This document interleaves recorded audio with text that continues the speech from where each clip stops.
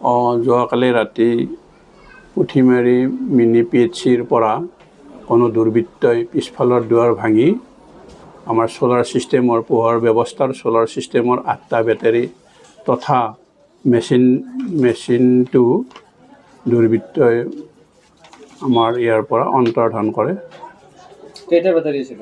Battery 8টা আছিলে। আৰু কি মেচিন আছিল? এটা মেচিন আছিল। চোৰ কোনফালৰ পৰা আহিছিলে?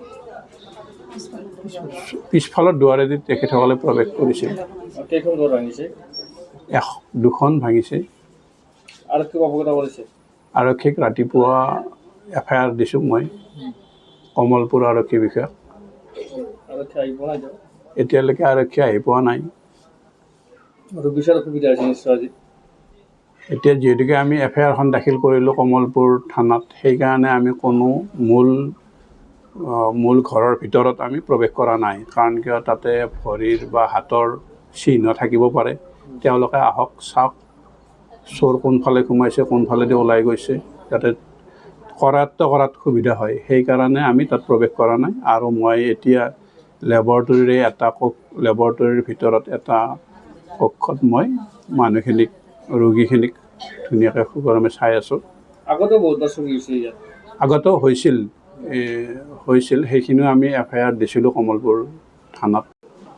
যোৱাকালি ৰাতি পুঠিমাৰী মিনি PHCৰ পৰা কোনো দুৰ্বৃত্তই পিছফালৰ দুৱাৰ ভাঙি আমাৰ সোলাৰ ছিষ্টেমৰ পোহৰ ব্যৱস্থাৰ সোলাৰ ছিষ্টেমৰ 8টা বেটাৰী তথা মেচিনটো দুৰ্বৃত্তই আমাৰ ইয়াৰ পৰা অন্তৰ্ধান কৰে।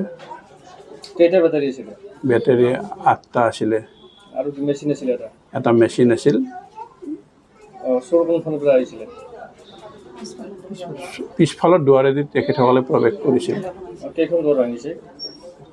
দুখন ভাঙিছে। আৰু কিবা অৱগত কৰিছে? আৰক্ষীক ৰাতিপুৱা FIR দিছোঁ মই, কমলপুৰ আৰক্ষী বিষয়া। আৰক্ষী আহি পোৱা নাই? এতিয়ালৈকে আৰক্ষী আহি পোৱা নাই। আৰু বিচাৰ অসুবিধা হৈছে নিশ্চয় আজি। এতিয়া যিহেতুকে আমি FIRখন দাখিল কৰিলোঁ কমলপুৰ থানাত, সেইকাৰণে আমি কোনো মূল ঘৰৰ ভিতৰত আমি প্ৰৱেশ কৰা নাই। কাৰণ কিয় তাতে ভৰিৰ বা হাতৰ চিহ্ন থাকিব পাৰে।